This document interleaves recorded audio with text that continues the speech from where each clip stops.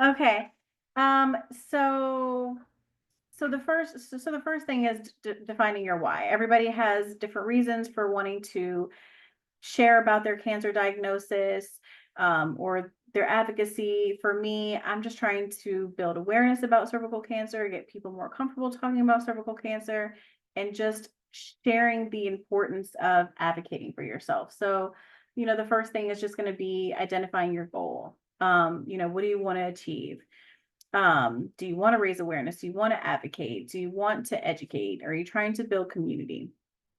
Um, so the next thing is personal insights, reflecting on what drives you. My cervical cancer journey highlighted an urgent need for awareness and prevention and early detection. And when I was first diagnosed, I felt weird about talking about cervical cancer. For so long, I would just say I had cancer.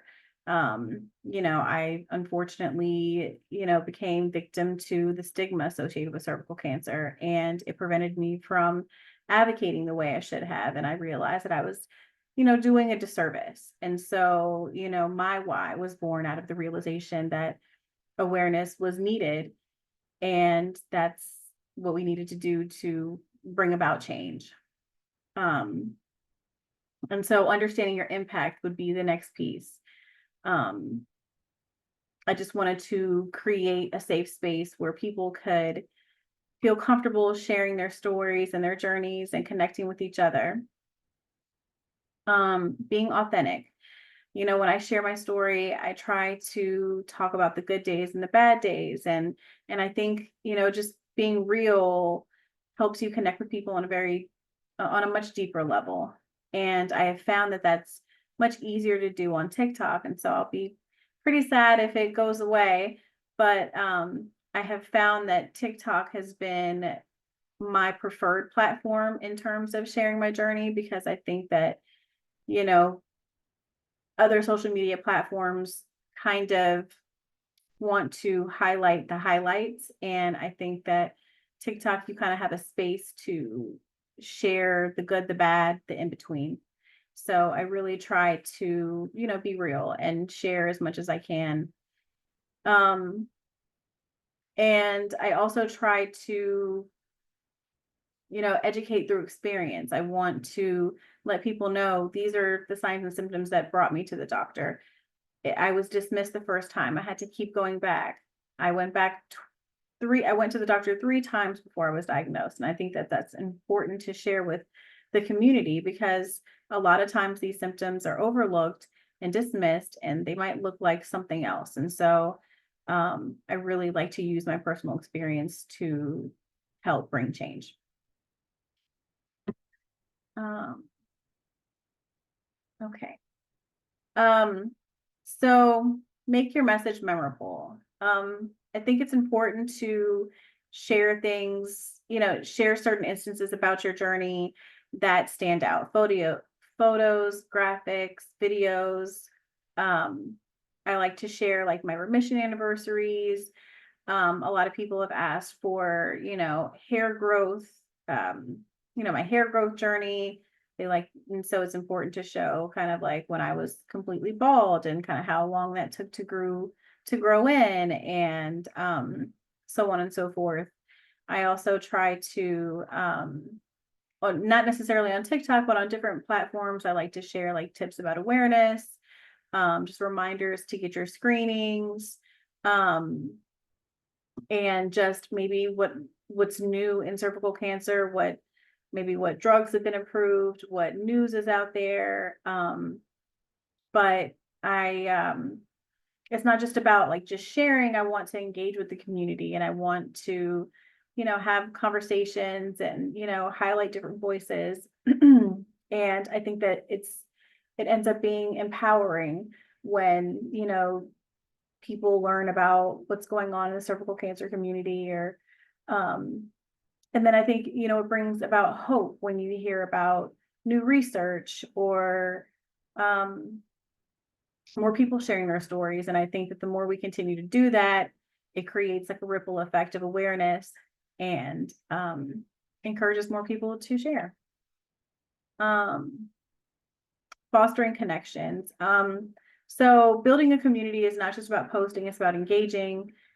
When someone comments, I really try my best to message them back right away.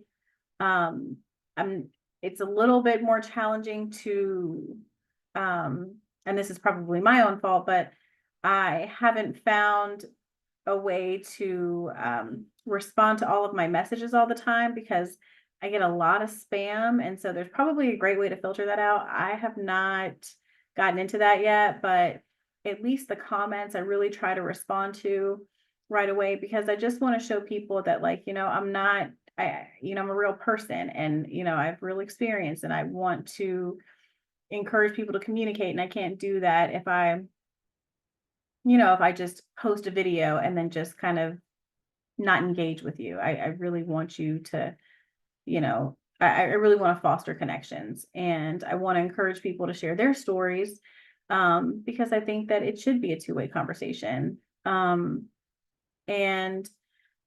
I want people to feel heard and understood and it's really been amazing, not only for me to just connect with other people, but just in the comments, I've been able to like facilitate conversations and connections with other people.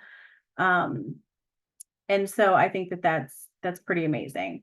And this is obviously my experience is mainly for TikTok, but I think that obviously this applies to any social media platform. I think Instagram is great for visuals. Twitter, whenever I use Twitter, whenever there's like a new news article or something along those lines. And just understanding that hashtags are important. But, fostering connections takes time, but I think that that's what you have to do to like build a real community. So the next piece is collaborate and amplify. Collaborating is a great way to amplify your voice and build a bigger impact. I try to partner with different advocacy organizations, healthcare providers, or different survivors. I've done Instagram lives with other survivors. I've done one with like a healthcare provider. And this just helps, reach new audiences and just, show that everybody's trying to work together for the same mission. Hashtags are great. They really bring people together and raise awareness. And I think that, that's a huge focus in the cervical cancer community because it doesn't get enough attention. And I also, something I really try to focus on is sharing reputable resources. I will, even if I feel like I know exactly what I'm talking about, I'm going to go fact check it because I don't want to give anybody any sort of misinformation. And I want to educate people in the right places to get their information from. One of the biggest things is protecting your well-being. I have set a lot of boundaries for myself. I have a personal Instagram and I don't really share a lot about my cancer diagnosis there unless, I've been in the media or, I'm sharing a talk or something along those lines. But I like to create a space that is not all about cancer. And it took me a while to get to that point. It's a very fine line. And so I have my personal page and then I have my page where I share about my cancer journey. And this is the boundary that I needed to create. So, because sometimes I just want to mindlessly scroll and I don't want every, piece of what I'm looking at to be cancer related. And that's a way that I can recharge and be authentic and show up for other people. So it's important to, only share what you're comfortable with and, just try to create a healthy balance. And so, to wrap things up, I hope these tips have sparked ideas on how you can leverage social media to share your story and engage with others. I think it's a super powerful tool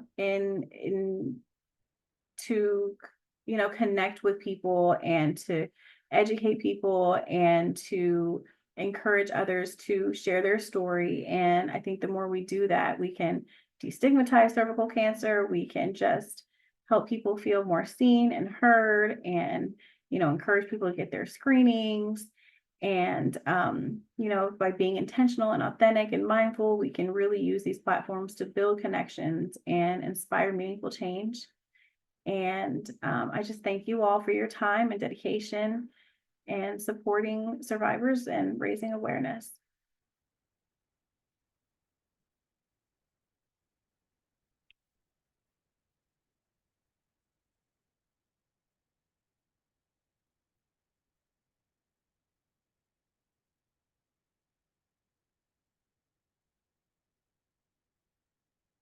Thank you so much. Rena, I you're think muted. Rena, you're muted. Sorry, thank you. I have a question actually. Mhm. How do you like take notes on what you're gonna say before you say it? Like, do you prep what you're gonna go and record, or like how do you, it's so vulnerable to talk into a camera. How do you like get over that leap? Yeah, it's crazy. Like this is more nerve-wracking to me, versus like, I've grown my platform to maybe like 26,000 followers and and I don't even think twice. But Mhm. I will go on there sometimes and I look like, I literally rolled out of bed. But I think that people need to see that, because if you go to other social media platforms, everybody looks so refined and so like perfect, and again, just showing the highlights. So I think it's important to, sometimes just wing it. And so to answer your question, sometimes I do kind of like, so if somebody asks me a question and I'll respond to their question, I will go just fact check, because I don't know everything. And, so I will go just to make sure I'm like touching on the right things, or, maybe somebody's asking about signs and symptoms and they're not signs and symptoms that I've had. So I just try to, make sure I know what I'm talking about. Um, but a lot of times I just kind of, speak from my experience. And if I'm being authentic, I really don't want to like rehearse it or, research or anything. I just want to, speak from my heart. And do you find like there's a sweet spot? Do you feel like you have to get online and talk for a long time, or can you just tell like a short story, like a 15-second story, or do you have to like be very elaborate? I mean, honestly, people's attention span is shorter and shorter. And so I find that when I create shorter videos, that resonates with people more. People like the videos that have done the best have been the ones that are under 2 minutes. So I just try to like talk fast and be concise, because otherwise, nobody's going to stop and watch the video. Yeah, I feel like for years, this is the hurdle with the leaders. Like they have these social media pages that they use and that they learn from and they network with, but putting yourself and your story out there, even though they're very comfortable speaking on panels and on webinars and all kinds of things, putting themselves on social media for some reason feels very scary. But I'm really impressed with what you have done. And I do think that there is a lot of relating to people that can be done in a different way on social media. You'll find that the family members or the coworkers or the educators that we may not find sitting in a room when we are there, or that kind of thing. And I think one of the biggest roles our leaders play is a resource for their community. And so I think it's a great way for them to find them. I'm grateful you came on here, share your story. I hope you inspire someone to take the leap, tell their Yeah. story online. Yeah, I'm so glad I did. It was one of the best decisions I've made. I've never really felt super comfortable doing it on Instagram, but TikTok has been incredible. And I mean, I've had people reach out to me and say, they've been overlooking a symptom for 7 years, and they Wow, finally went in and got a screening. And unfortunately, they found that they've had cervical cancer, but they caught it relatively early enough and they were able to get surgery. And like, I mean, that's the power of the impact of just sharing your absolutely. story and your experience. Absolutely. Very neat. Well, thank you so much. Thank you. It's awesome. And if there's no other questions, thank you so much, everybody, for joining us today. This has been a wonderful session.